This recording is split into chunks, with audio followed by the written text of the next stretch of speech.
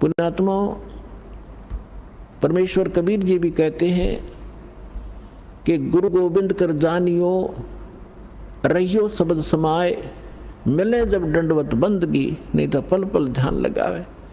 गुरु मानुष कर जानते ते नर कहिए अंध, हुआ दुखी संसार में फिर आ गए यम के फंद। तो शंकर भगवान ने कहा कि इस ध्रुत ने जब ये गुरु की बेइज्जती कर सकता है तो मेरे लोक में आकर ना जाने क्यों धुमसता रहेगा। ऐसे ध्रुत की मुझे आवश्यकता नहीं है, इसको नरक में ठोकूंगा 1 लाख वर्ष के लिए। अब गुरु जी ने फिर कई घंटों तक प्रार्थना की, आपका बालक है, बच्चा है, क्षमा करो दाता, कुछ हल्की सजा करो इसकी। तब उसने कहा कि भाई देखो मेरा वचन खाली नहीं जागा, जो बोल दिया ये वापस मैं ले नहीं सकता, इसको नरक में तो रहना पड़ेगा, लेकिन वहाँ यमदूतों से इसको कष्ट नहीं होने दूंगा। अब काकभूषण कहता है फिर मेरी कुछ समय के बाद मृत्यु होगी, मुझे 1 लाख वर्ष तक नरक में रहना पड़ा, लेकिन वहाँ यमदूतों ने भगवान शंकर की आज्ञा से मुझे कष्ट नहीं दिया, लेकिन रहना पड़ा नरक में।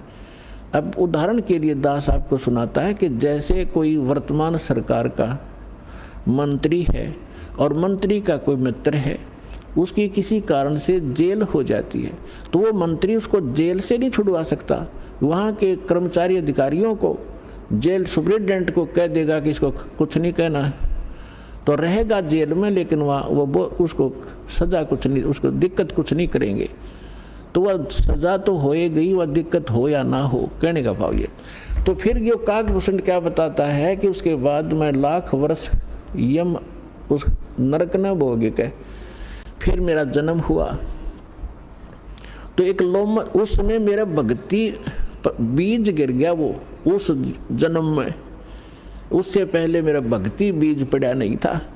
उसके बाद फिर देखो कहते मेरा जन्म हुआ, भक्ति की प्रेरणा बनी रही, इधर उधर भटकता रहा, संतों के पास गया और जैसे कुछ संतों से ऐसा वैसा ज्ञान सुना कि भगवान तो निराकार है, निर्गुण है, उसी की भक्ति करनी चाहिए, सरगुण की भक्ति से कोई लाभ नहीं है। ये मेरे आत्मा में अन्य संतों से ज्ञान ग्रहण करके घर कर गई थी। अब बात एक दिन लोमश ऋषि कथा कर रहे थे, वहाँ जाकर मैं कथा सुनूं